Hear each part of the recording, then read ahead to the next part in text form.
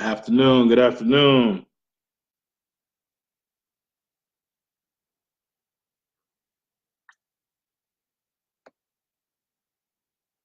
How y'all feeling today? I got my I got my hoodie mellow on today.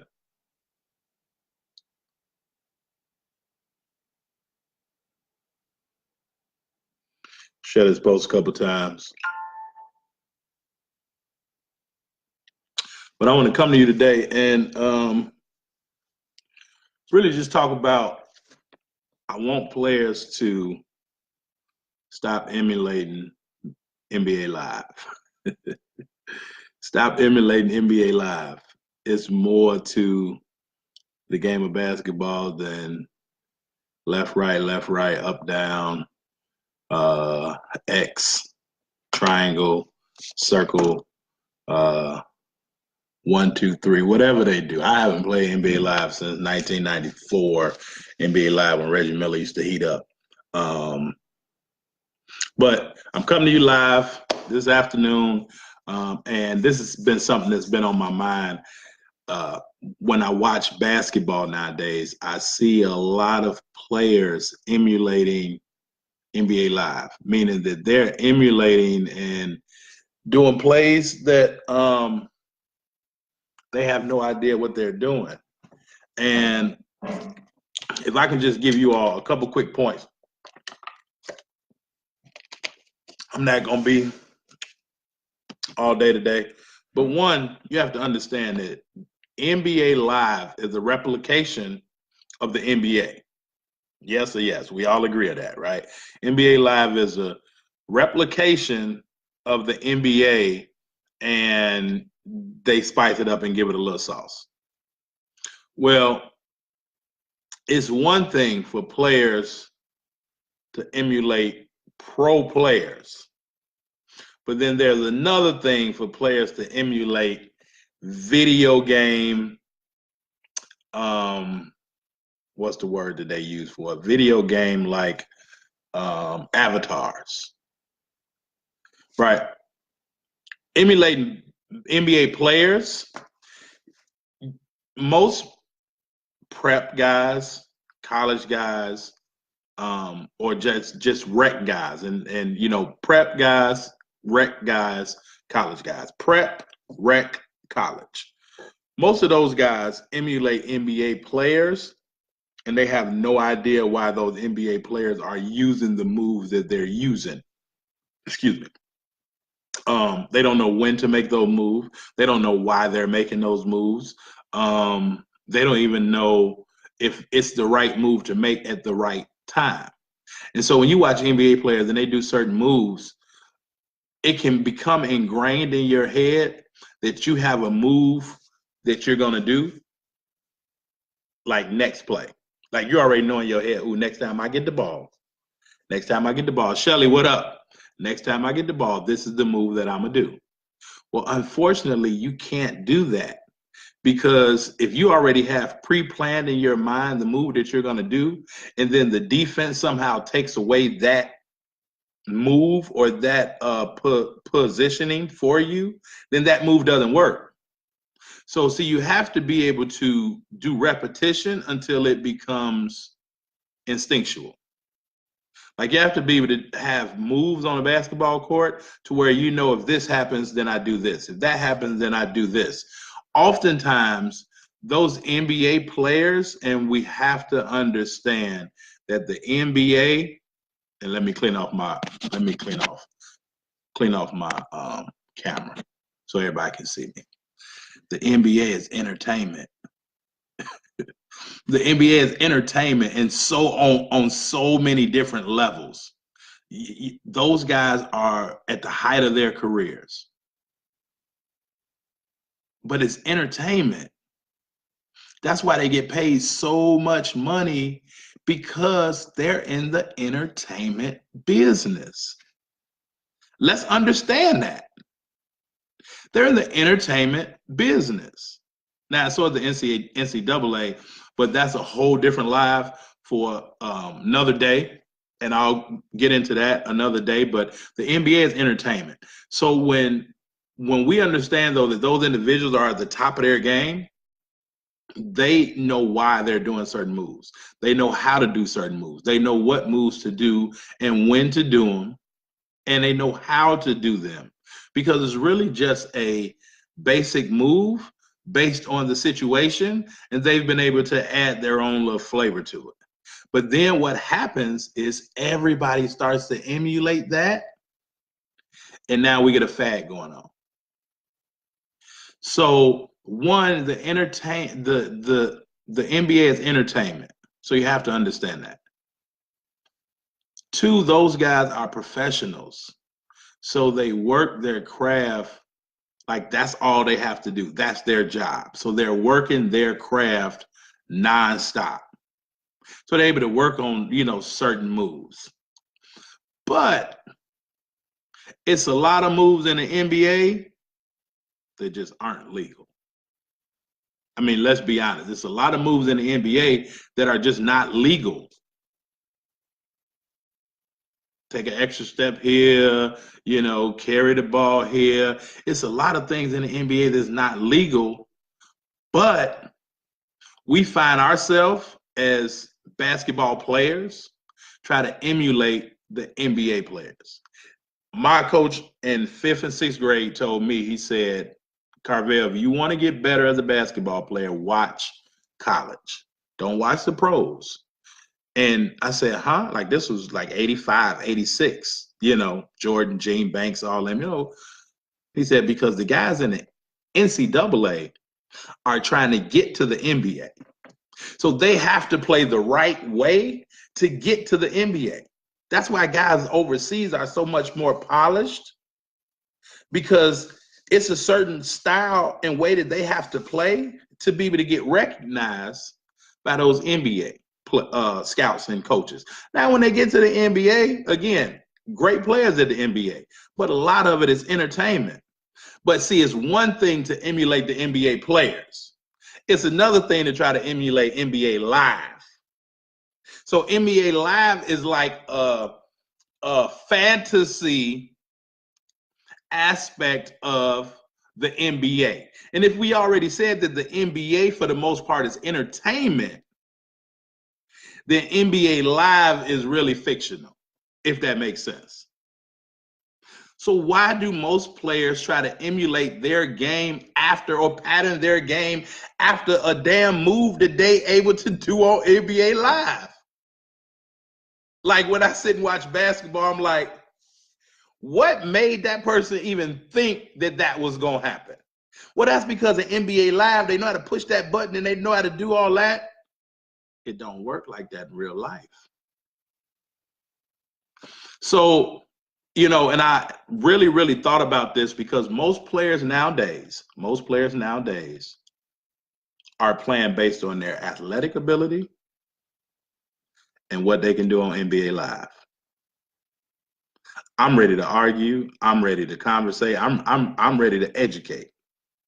Most players nowadays, their game is based off of what they see NBA players do, and they try, to have their athleticism do that without really knowing what to do. And then the moves that they are able to make on NBA Live. And then they like, okay, well, I'm going to do this and I'm going to try this. And you can't even really make a left-hand layup the correct way, but you want to sauce it. And you have no idea why. So, like, we have to understand that it's okay. It's okay. I want everybody to know it's okay to have marginal talent. It's okay. Now, a coach like Nick Saban say he don't recruit marginal talent. You know why? Because marginal talent creates problems. This is what Nick Saban said. Marginal talent creates problems. Well, if Nick Saban, now he's a football coach, but if football coaches think that way, and he's probably the best football coach, then basketball coaches think the same way. Like, a coach told me a long time ago that he doesn't deal with players with potential, because players with potential will ultimately get you fired because you're hoping that they're going to turn the corner. You're hoping that they're going to turn the corner. You're hoping that they're going to turn the corner. In year 4, they got you fired because they never turned the corner. Well, that's because they're emulating something that is not real. So my recommendation, this is just my recommendation, same thing that my 5th and 6th grade teacher, coach told me. Go and look at the college basketball players. And you can probably get a lot from more of those guys than the NBA guys. Because most individuals out here with marginal talent, or some with marginal talent. So we're talking about most individuals. We're not talking about the pros already or the superstars already. But for the average individual, you should learn how to do things the simple way first. Rather than trying to do a 1-2 crossover, pro hop, reverse layup with the right hand on the other side, why not learn how to do a crossover, take one dribble, go up with 2 hands, protect the ball, and lay it up with the left on the left side? Now, when you understand that, then you can move a little bit and say, okay, now if I go to the left and the defense shift and cut in front of me, that calls for a pro hop.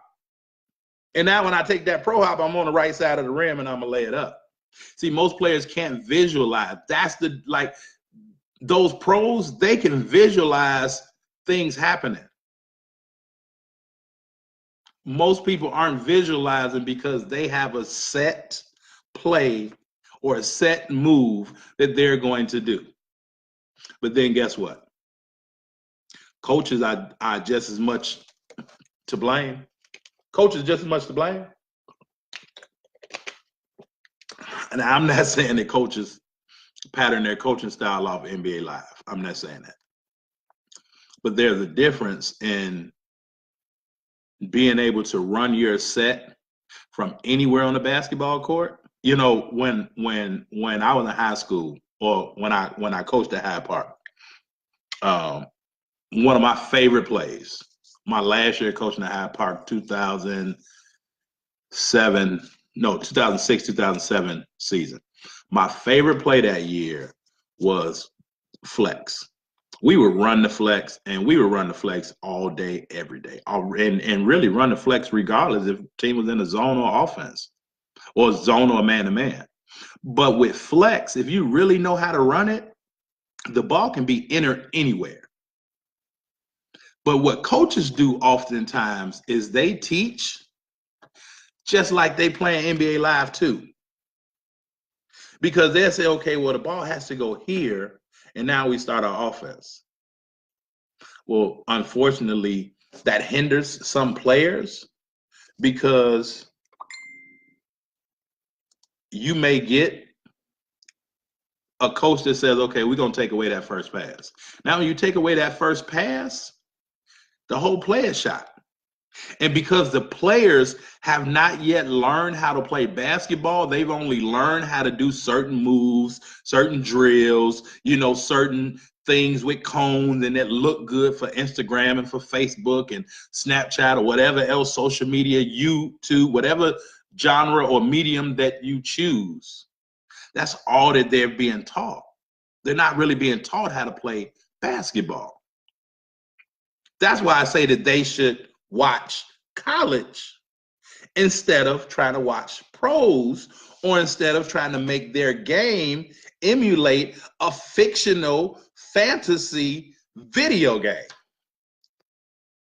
So now we take away the first pass and your whole offense gone. Now the coach is driving themselves crazy because they can't understand why you can't complete the play. You never taught them, coach. You never taught them a triple threat. You never taught them how to reverse pivot. You never taught them how to forward pivot. You never taught them how to set a good screen on the man. The easiest way to get open is to set a screen. The easiest way to get open is to set a screen. Shank wrote bullseye. I guess I'm speaking knowledge or facts. but we have to start teaching the game of basketball. And now I'm gonna come back tomorrow or later on because it's a whole live that I want to do, and I'm not gonna mix it with this. But it's a difference between a trainer, a teacher, and a coach. And if parents can't understand the difference of the three between a trainer, a teacher, and a coach, they're not going to get what they're expecting of that person. Because why is it so many different names? But it's so many different names because it's a difference in a trainer. It's a difference in a coach. It's a difference in a teacher. Personally, I hate the word basketball trainer, and I don't even use the word hate. But, you can train me to be a boxer. You can train me to, I can train to run a marathon. I can even like train in the off season. But a trainer is not necessarily a coach. And a coach damn sure ain't a teacher. But I'm gonna leave that for another day. I'm gonna come back to that. I basically already got it done because I wrote it out. If anybody want the transcripts of that, I can get it to you. But I'm gonna come back and do a live. Shank say major facts. I mean, we have to start teaching the game of basketball. That's why so many of the upper elite players, that's why they so far ahead of everybody else, because they know how to play basketball. Yeah, there are some good players out here, but they don't know how to play basketball. And people might say, huh? What you mean by that? People talk about like Malcolm Griffin not, but like Malcolm Griffin knows how to play basketball. Like for a long time, Malcolm Griffin played off his athleticism, even though mentally he was well ahead of the curve. But he's learned how to play basketball. So you could be good and just not know what you're doing because you just know, like, I think I'm supposed to do this. But when you know for certain, I can do this. If the defense does this, then I can do this or this. And then if they stop this, I have option 4, 5, or 6. That's the difference. But in NBA Live, and I don't really know, somebody correct, but in NBA Live, like, here's the big thing. Ain't nobody playing defense no more. Ain't nobody play. Everybody is so concerned with shooting, and why, again, I don't know, I don't play NBA Live, but it seems to me that it's all about offense. So when you watch basketball nowadays, everybody that make a highlight tape, it's really all offense. Show me a highlight tape of defense and rebounds and steals and diving on the floor for the ball. And yes, every player is different. But if you don't have the intangibles, you ain't gonna win a game. See, you're not diving on the floor for a loose ball in NBA Live. So who's going to teach it to you? Unless you watching a guy like Kevin Garnett or, a Chauncey Billups that's just like grimy, they ain't getting on the floor for a loose ball. So where are you going to learn these things? Probably college, probably watching the NCAA. Because there are more coaches that understand, hell, they have to do a great job so that they can move up also. So there are more individuals on the college level that attempt to teach. And I'm saying attempt to teach. See, when you get to the pros, you're not getting to the pros unless you can play. You ain't getting to the pros unless you can play and the team can use you. So therefore, when you get to the pros, because you can play and a team can use you, you're being coached. You ain't being taught, you're being coached. But what if you can't play? What if you're on the lower levels and you can't play? And now you got individuals just coming in just trying to coach you based on something that they saw on the game yesterday between the Thunder and the Warriors. And now they like, oh, well, Russ was doing this, so like, I want to teach you this move. Why was Russ doing that move? Matter of fact, how often does Russ practice that move? And does Russ practice that move in accordance with his combo move? Because you have to understand, most moves that players do are really combo moves. Like the good players make one move and go. I'm going to just give y'all that. Good players make one move and then they go. They're not going to make one move, get past you, come back in front of you again so everybody can be like, woo, hey, we ain't got time for that, man. I'm trying to preserve my energy. I ain't got time to be doing all that. But in NBA Live, like, it looks good because it's all about offense. You have to learn how to be effective and efficient with your moves and your energy on the basketball court. So if you can score in 3 dribbles, why are you taking 9? If you can score in 3 dribbles, why are you taking 9? Because it looks good, because the ball feel good. Well, I'm gonna score in 3 dribbles, and now I'm gonna go back down court and I'm gonna lock my man up, and I'm gonna do something to help my team get possession of the ball again. And now we're gonna go back down and we're gonna try the same thing all over again. So, like, and I think I said this a while ago, but do you know when Antoine Jamison was at North Carolina, him and Vince? Do you know that Antoine Jamison led the NCAA in the fastest shot or in the fastest field goal attempts in the country? And Antoine Jamison damn near led the country in scoring that year. Go look it up. They said Antoine Jamison had the ball in his hands no less than, I believe, like 3.6 seconds. That's because, go look it up. I'm telling you. That's because when Antoine Jamison got the ball, he understood where his spots were. Yeah, and NBA 2K Live, or I don't know where it's at, 2K18, whatever. But in NBA Live, okay, yeah, if I get to this spot or if I'm hot or whatever. But Antoine Jamison knew where his spots were on the court. How many basketball players know where they spots are? If I get to this spot, it's money. So Antoine Jamison would get to his spot, and when he caught the ball, why wait? He wasn't waiting. He catch the ball, he being efficient, he's scoring, he going back down court and play defense. 3.6 seconds. That means he didn't play around with it. But he put himself in position before he caught the ball. And that's because he understood that he had to develop his skills so that he could do that. So, like, let me ask you, how many times do you dribble the ball? Just like normal. Or how many seconds does the ball stay in your hand?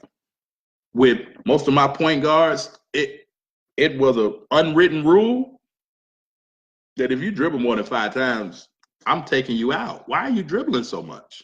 Pass the ball ahead. Let's play basketball. Most people ain't doing that in 2K Live and NBA Live because it's all about offense. And I don't really know what I'm doing. I really don't know why I'm doing it. But I saw it on NBA Live. So it looked good because I was able to push them buttons and I was able to make that move and spin and jam and do all that. Can you do it in real life? And is that even a basketball move based on your ability? So, as I said, I ain't gonna, be on here long. I just want people to stop emulating NBA Live. And you see it because, basketball has got so ingrained. If you watch people, and this is the reason why I stopped posting like videos when I'm in the gym with clients a long time ago, because one, I actually used to get mad because I would see other people doing things that I was doing And not that I'm worried about that, because in basketball, coaches, we all borrow from other coaches and we make it our own. But I was having a problem because people wasn't making it their own, and I knew that they didn't know why I was doing what I was doing with my clients. And I started seeing it. So I stopped posting a whole lot, but I literally will post videos of people playing defense. Most people that post videos of them in the gym, or you got those trainers that post video. Everything is offense. Everything is offense. Everything is offense, and you have to be able to play offense. But that's all that people see with NBA players and NBA Live. But when you think about the UConn team that won the championship with Shabazz Napier and Boat, when you think about that UConn team, that college team, you ain't thinking about offense. Them dudes got up in you. Them dudes got up in you. So it's being able to be a holistic basketball player and play everything. And if I see it and I have an issue with it, I know other people see it. So going away tip for all basketball players up and coming, or if you're still playing, repackage your craft to be less entertaining and more intentional. And if you become intentional with what it is that you're doing and start to separate yourself, then they'll pay you to be an entertainer. See, I mean, again, you get paid in basketball to be an entertainer. It really ain't about how good you are. Because do you know how much money comes in for a basketball game? So if they got players that can't play, they ain't selling no tickets. So I'm paying you to pack my stadium. That means you're going to entertain people to come in. But the best way to entertain people and the best way to get the most value for who you are, if you want a college scholarship, if you want a pro contract, hell, if you want a Catholic school scholarship in high school, the best way to do it is to be valuable. And you be valuable by displaying more than just your offense. And understanding that, basketball ain't like the video games. And we're not going to try to emulate nothing in this gym that we see on the video games until we done working out. Now we having fun and we goofing around. Yeah, that's fine. But if you in the gym and if you working on things like this fairly difficult for you and you can't do the basics, like I talked earlier about that crossover and then the pro hop and then the reverse layup. Well, if you can't do a left hand layup in stride, don't practice the other thing first. Because when you make that left hand layup, you know where to set the ball, you know where your eyes should be facing, you know all that. So now when you come in and you try to add sauce to it, you using the same technique. Using the same technique. But you can't go to 10 until you master 2, if that makes sense. We got so many people that's going straight to 10 because Russell Westbrook can do it, but they don't understand that Russell Westbrook done probably spent 3,000 to 4,000 hours working on that move. People say, man, that's because that's his job. That's all he need to do. Well, other people, you got other things that you got to worry about. That's his job. So he got thousands of hours of practice. So when he do a move, he done been there before. More players miss free throws on the high school level because they don't practice them. And most high school coaches don't work on free throws consistently throughout the normal course of practice. It's facts. That is facts.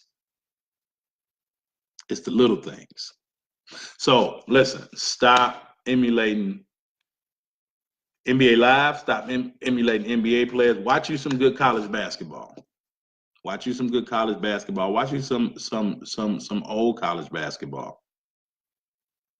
I mean, you know, even if you go back and you outdate yourself and you watch like some old NBA, it's probably better than now, even though it was entertainment back then, you know, but it wasn't as much flash.